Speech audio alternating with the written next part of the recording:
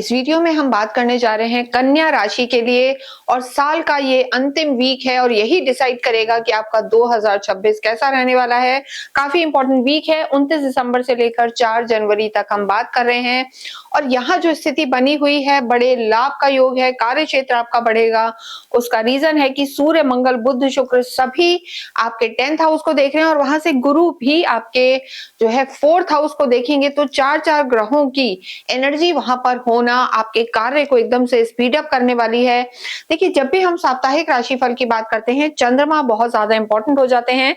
चंद्रमा सबसे पहले इस वीक में रहेंगे मेष में, वृषभ में, मिथुन में और उसके बाद कर्क में। लेकिन जो इस वीक की शुरुआत है 29 और 30 को चंद्रमा आपके अष्टम में रहने वाले हैं। और जब भी चंद्रमा अष्टम में होते हैं या चौथे घर में या 12वें में, तो थोड़े से कमजोर हो जाते हैं। तो शुरू के 2 दिन आपको लाइफ के हर फ्रंट पर ध्यान रख के चलना है। थोड़ी सी जो एक सोच है थोड़ी हावी हो सकती है, इमोशनल रह सकते हैं।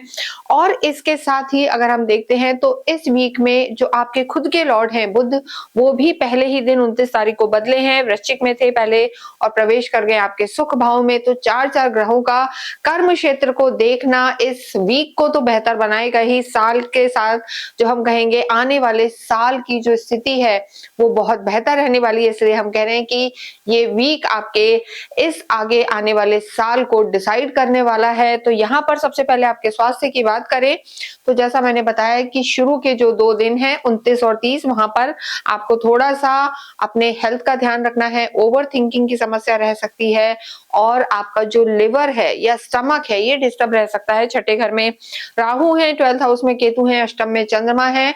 तो ओवर थिंकिंग ना रखें, खाने पीने का ध्यान रखें। थोड़ा सा नींद भी आपकी डिस्टर्ब रह सकती है, तो उस चीज का भी आपको ध्यान रखना है। तो किसी भी तरीके से परेशान ना हो, ओवर थिंकिंग से बचें और एक रूटीन में रहें। तो ये वीक और आने वाला साल दोनों ही आपके लिए शुभ रहेगा। इसके बाद बात करें आपकी लव लाइफ की, तो लव लाइफ की जो आपके लॉर्ड हैं शनि हैं, शनि हो गए हैं मार्गी और 7th हाउस में आपके लॉर्ड हैं। तो लव लाइफ पहले से यहाँ बेहतर नजर आ रही है, अंडरस्टैंडिंग बनी है। और अगर आप थोड़ा सा तालमेल बैठा के चलते हैं, अपने पार्टनर से लॉयल रहते हैं, तो लव लाइफ यहाँ पर बेहतर नजर आ रही है। लेकिन 29 और 30 तारीख को थोड़ा सा अपनी लव लाइफ का ध्यान रखें, ओवर इमोशनल ना हो, बहुत पॉजिटिव ना हो और आर्ग्यूमेंट से बचें। तो आपकी चीजें यहाँ पर ठीक नजर आ रही हैं। वैवाहिक जीवन की बात करेंगे। वैवाहिक जीवन की जब भी बात करते हैं तो 7th हाउस को देखा जाता है, सप्तम को देखा जाता है। आप स्वयं बुध हैं और आप शुक्र, मंगल, सूर्य के साथ हैं। बुध आदित्य योग बना हुआ है। देखिए, मंगल का चौथे घर में होना मंगल दोष भी बनाता है। तो यहाँ पर डायरेक्टली अगर हम कहें तो मैरिड लाइफ ठीक ही नजर आ रही है, लेकिन शनि का होना, मंगल का होना, मंगल दोष, तो यहाँ पर जिन लोगों की ऑलरेडी लाइफ में प्रॉब्लम चल रही है वैवाहिक जीवन में, उनकी चीजें थोड़ी सी ट्रिगर फ्लेयर अप हो सकती हैं, बढ़ सकती हैं, आर्ग्यूमेंट में जा सकते हैं। उस चीज को आपको संभालना है। और वीक के शुरू में आपको अपने वैवाहिक जीवन में बहुत ध्यान रखना है, आर्ग्यूमेंट्स में नहीं जाना है। उसके बाद का जो समय है वहां पर देखिए चंद्रमा भी उच्च के होंगे, भाग्य में होंगे, तो आपको आपका मून का भी सपोर्ट मिलेगा, गज केसरी योग बनेगा और चंद्रमा और गुरु दोनों ही आपके घर सुख भाव को देखेंगे।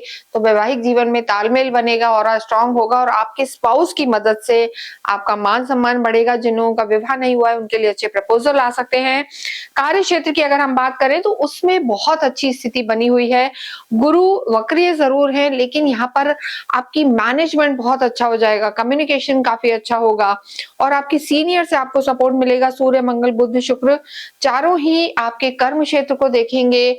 मल्टीपल ऑप्शन ऑफ इनकम या कार्य के आपको नए नए आयाम आप यहाँ पर बढ़ेंगे, कार्य एक्सपेंड हो सकता है। बुध लॉर्ड हैं आपके कार्य क्षेत्र के और बुध स्वयं आपके सुख भाव में आकर अपने ही घर को देख रहे हैं। तो सबसे ज्यादा यहाँ पर जो व्यापारी वर्ग है, बिजनेस है, उनको यहाँ पर लाभ हो सकता है कन्या राशि में। और बातचीत में आप वैसे ही बहुत होशियार होते हैं, लेकिन लॉयल्टी को ना भूलें। तो कार्य क्षेत्र आपको यहाँ पर लाभ देगा, सरकारी रुके हुए काम बनेंगे और कहीं ना कहीं आपको प्रॉपर्टी का भी यहाँ पर लाभ होता हुआ नजर आ रहा है। घर में कोई रेनोवेशन हो सकते हैं, धन धान्य बढ़ सकता है। स्थितियां यहाँ पर बेहतर हैं क्योंकि जो शुक्र हैं धन भाव के लॉर्ड, हालांकि वो अभी अस्त चल रहे हैं, लेकिन उनका भी सुख भाव में होना घर में सुख समृद्धि को बढ़ाने वाला होगा। लेकिन जल्दबाजी में निर्णय न लें और धन की स्थिति को बेहतर रखना चाहते हैं तो इस वीक के शुरुआत में धन की स्थिति को संभालें, ज्यादा खर्चों में ना जाएं और कोई बड़े डिसीजन ना लें क्योंकि चंद्रमा अष्टम में है। अगर ये 2 दिन आप इस वीक के संभाल लेते हैं तो आने वाला समय और आने वाला साल आपके लिए चमत्कारिक परिवर्तन लेकर आ सकता है।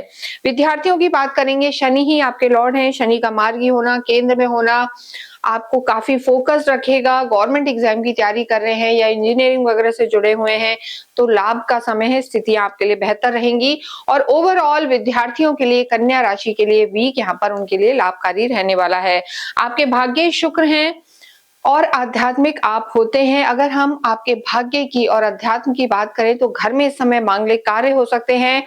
नव वर्ष का समय है, स्थितियां बेहतर हैं। गुरु का सीधे सुख भाव को देखना, जरूर से आप धर्म से जुड़े रहेंगे, अध्यात्म यहाँ पर बढ़ेगा, घर में मांगलिक कार्य होंगे और आप मंदिरों के दर्शन करने भी जाएंगे। तो स्थितियां बेहतर हैं और भाग्य शुक्र है, जैसा हमने बताया धन भाव के लॉर्ड और भाग्य शुक्र का सुख भाव में होना, आपके जीवन में रोमांस बढ़ेगा, भाग्य का साथ मिलेगा, मंगल शुक्र का साथ होना यहाँ पर आपकी चीजों को स्पीड अप भी रखेगा। हालांकि दोनों की स्थितियां स्लो हैं लेकिन थोड़ा सा जो देखिए कर्म को अपने बढ़ाते हैं, कर्म की स्पीड को बढ़ाते हैं तो भाग्य यहाँ पर पूरा पूरा साथ देंगे।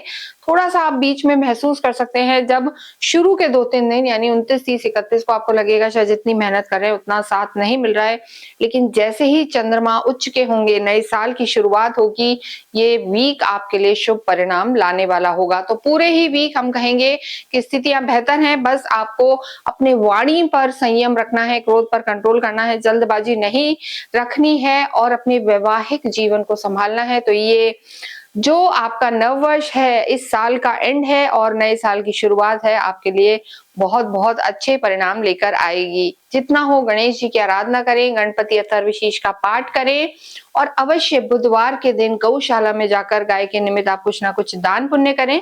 इसके साथ ही अगर हो पाए तो कुल देवी के मंदिर अवश्य जाके दर्शन करें, उन्हें ढोक दें और उनके निमित्त आप श्रृंगार से रिलेटेड चीजें चढ़ाएं, लाल चुनरी चढ़ाएं तो उनके आशीर्वाद आपको मिलते रहेंगे। आपके लिए गणेश रुद्राक्ष पहनना और कन्याओं को दान पुण्य करना बहुत अच्छा रहेगा। इसके साथ ही इस वीडियो को हम यहीं समाप्त करते हैं। कमेंट बॉक्स में आप अवश्य ही ओम बूम बुद्धाय नमः लिखें। Thank you.